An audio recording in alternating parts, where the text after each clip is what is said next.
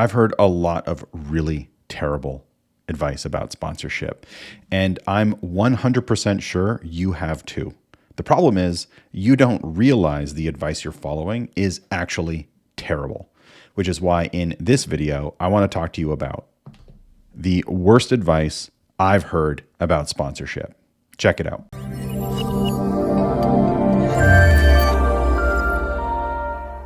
Let's talk about the 6 pieces of advice that I think you should ignore. If you're new to the channel, make sure you hit like and subscribe so you never miss another update. And if you are returning to the channel, thank you. If you want me to keep making videos like this and you enjoy them, hit like, hit subscribe, and make sure you leave a comment down below.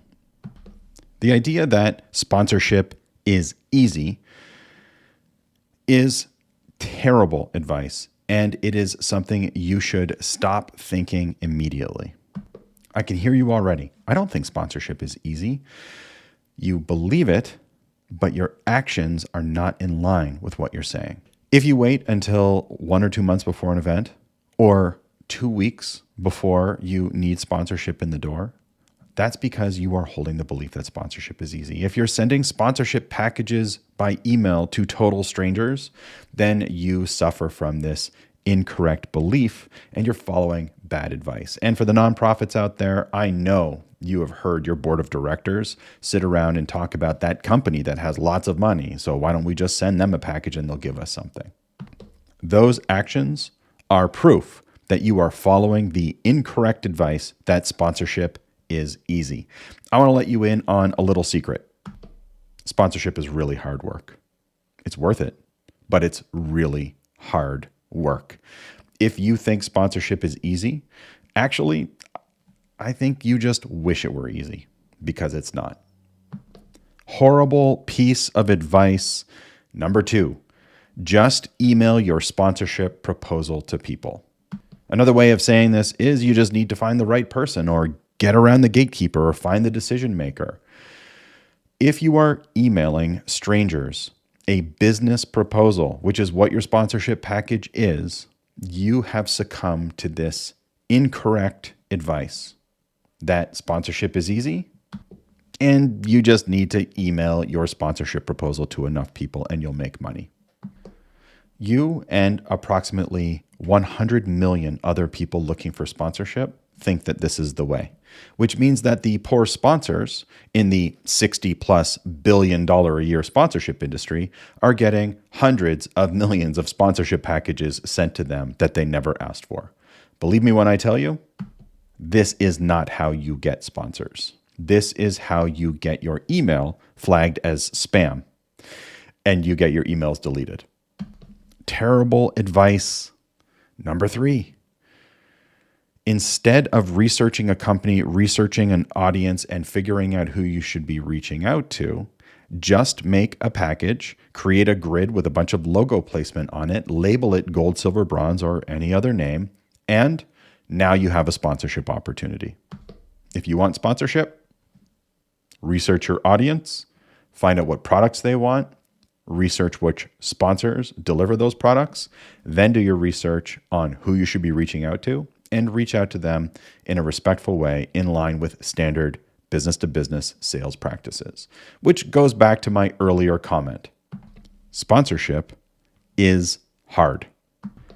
This next piece of advice is really damaging in the sponsorship industry. And if you're not bringing on board sponsors or you're not hitting your revenue goals, I guarantee you that this is one of the pieces of advice that you are following, knowingly or unknowingly. And that is to just make up your value. Another version of just making up your value is charging based on how expensive it is for you to run your property. I was literally just talking to one of our clients who said they're sponsoring an event and the main package offered to them by this event was $10,000. And the justification was because food and beverage is very expensive this year. Well, this sponsor, of course, their response was, we don't care. That's your problem. You need to deliver ROI to us. In other words, making up your value gets you dismissed by sponsors immediately. Sponsors know you're making up your value. Everybody knows. Gold, silver, bronze, a bunch of tiers with made up values is a surefire way to make no money in sponsorship. Thinking of a sponsor as only being able to provide money to you is terrible advice. Let me explain. One of our clients reached out to a potential sponsor. That sponsor, after a thorough discovery session, said to our client, you know what? You're not actually a fit for us because you're in the wrong geography. Now, according to this terrible advice, that would be considered a failure. But that's not how our clients roll. So this client said to the potential sponsor, hey, I totally get that. I appreciate you being so honest. Can I just ask you a question? Is there anyone in your network who you think we should be speaking to? Their response? Of course. Let me make a couple of introductions to you. Those introductions led to a sponsorship deal. If you only see sponsors as nothing more than a cash machine, this client would have missed out on tens of thousands of dollars in sponsorship. And furthermore, if this client was just sending out sponsorship packages, they never would have had the opportunity to ask for a referral. Sponsors can do a lot for you. Of course, they can give you money. They can also open up their network. They can also underwrite costs.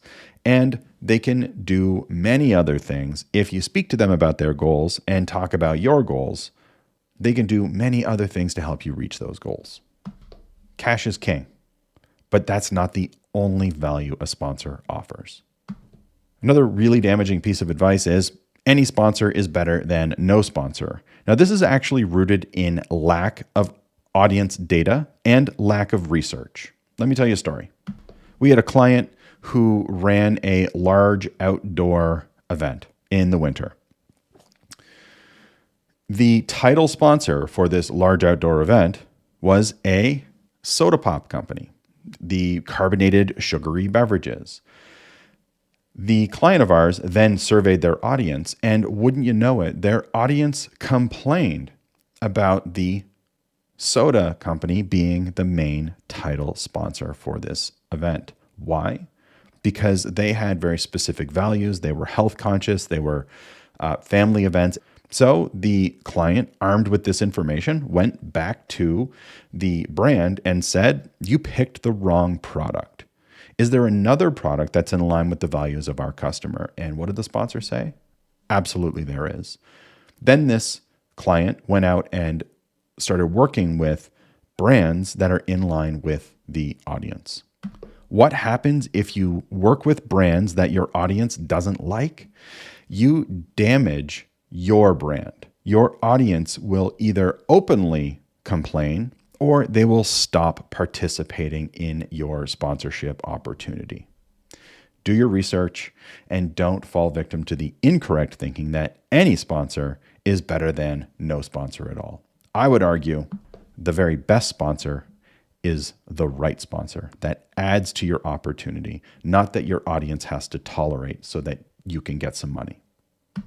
Down below in the comments, I want you to drop your biggest takeaway. What's the one thing that stood out to you that is going to affect how you run your sponsorship opportunity? It would also mean a great deal to me if you hit the thumbs up button and clicked subscribe so that you never miss another video. And remember, the sponsorship proposal does not make the sale. You do. Good luck out there.